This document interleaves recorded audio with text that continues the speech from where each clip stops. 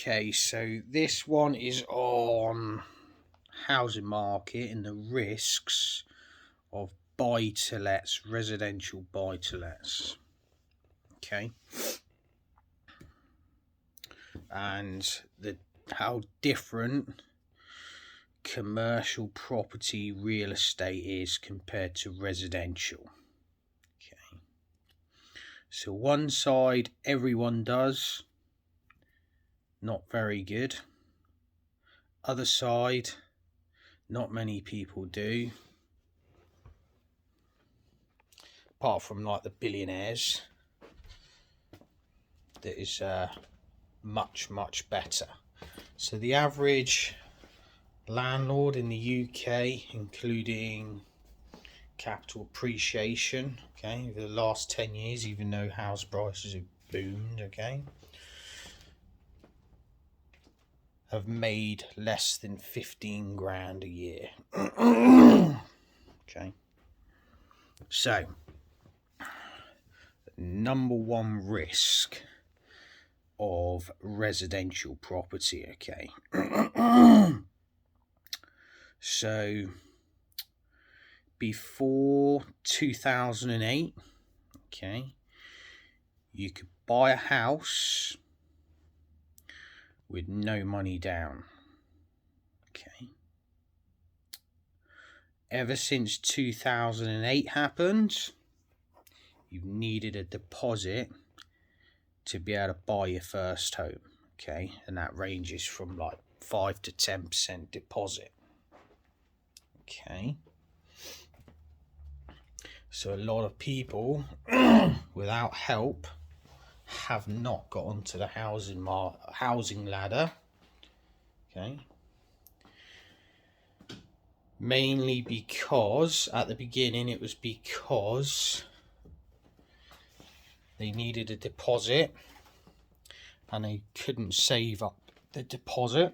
Okay. In the meantime, they haven't built enough houses, okay, equal to the growing population. Okay, so a lot more people have moved into the UK and been born than the amount of houses that have been built.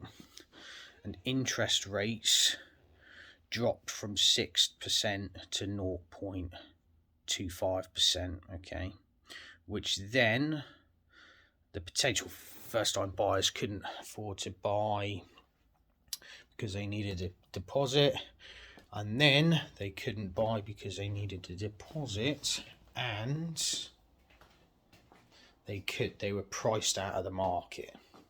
Okay, now this is the major risk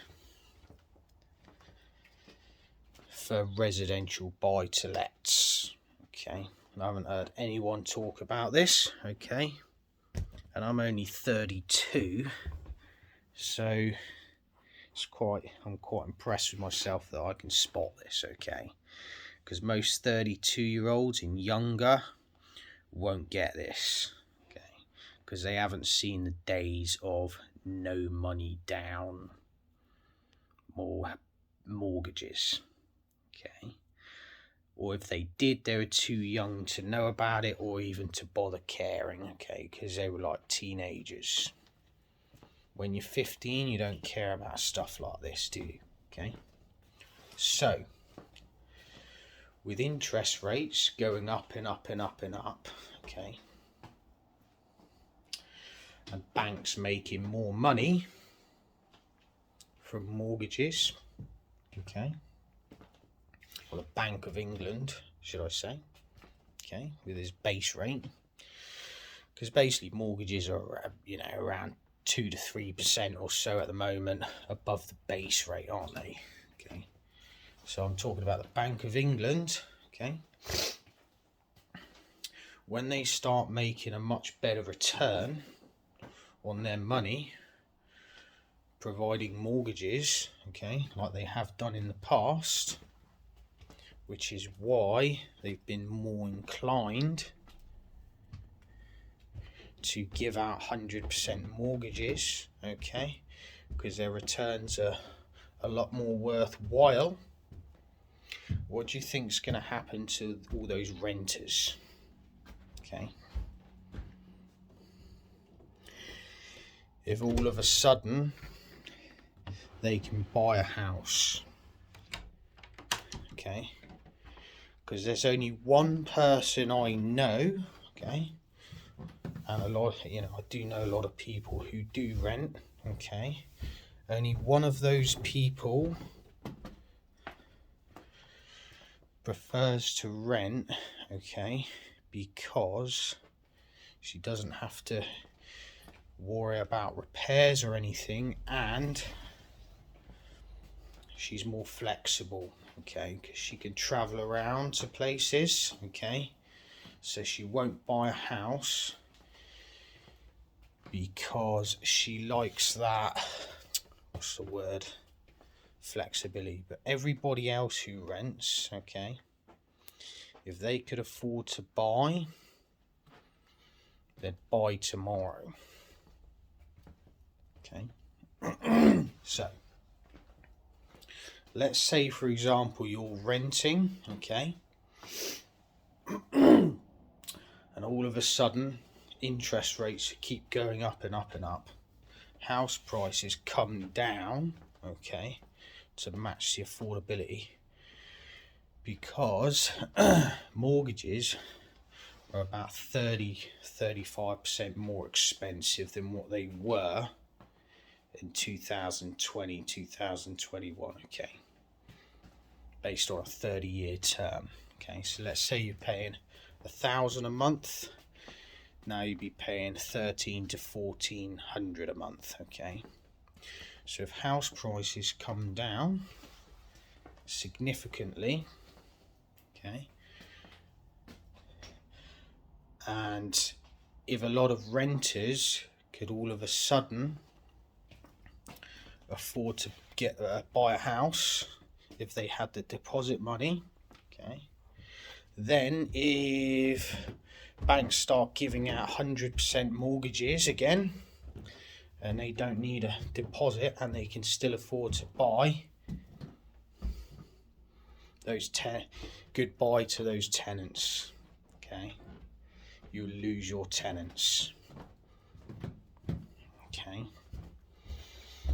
So that's the major risk of residential property, which no one's talking about.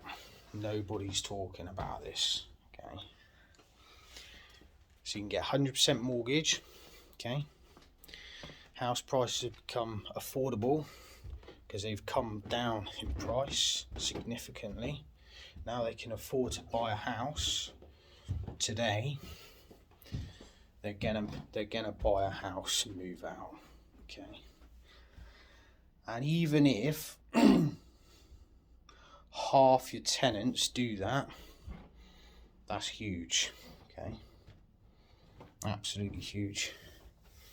So bear that in mind, guys, because no one mentions this. In terms of commercial properties, you'll make much higher returns, okay. Hardly any landlord does it, okay. Almost, I know a guy who owns 10 offices in the city, but out of that one person I know dozens and dozens of landlords who just own residential property. They don't have a clue about commercial, okay. So that should work to your advantage massively, okay. So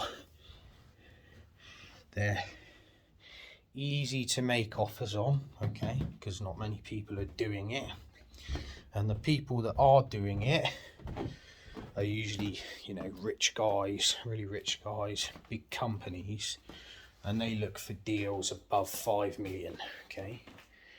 So anything under 5 million, so let's say you want to buy a warehouse, okay, because a lot of things are moving online, okay, for storage. Say you want to use it as a 3PL, or got a little warehouse space with offices, for example. You can get tenants in there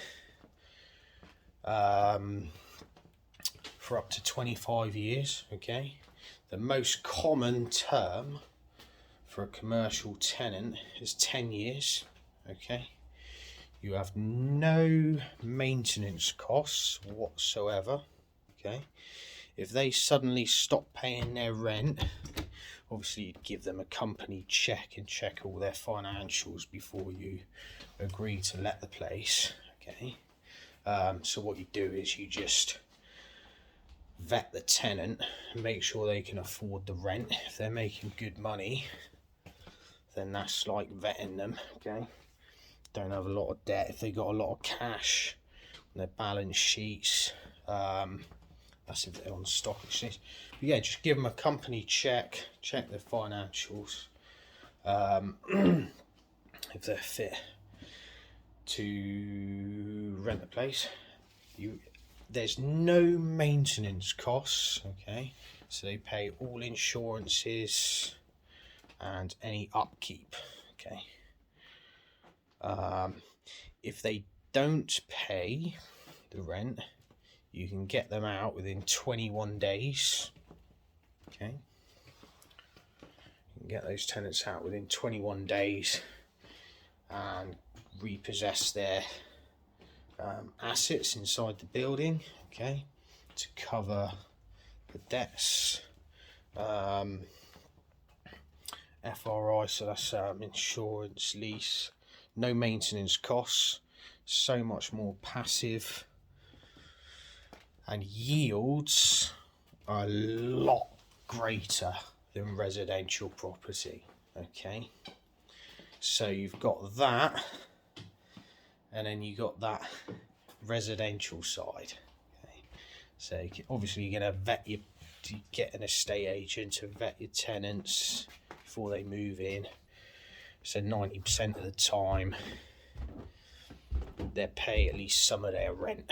Okay, whereas with commercial, they're vetted, and say they sign a 10-year term, they're going to be paying you rent for 10 years. Okay, so that's the difference between domestic buy-to-lets, commercial buy-to-lets. If you like this one, click the thumbs up, subscribe, leave a comment, let me know your thoughts on the video. I can always post more of these. And yeah, thanks for watching, guys. See you on the next one. Peace.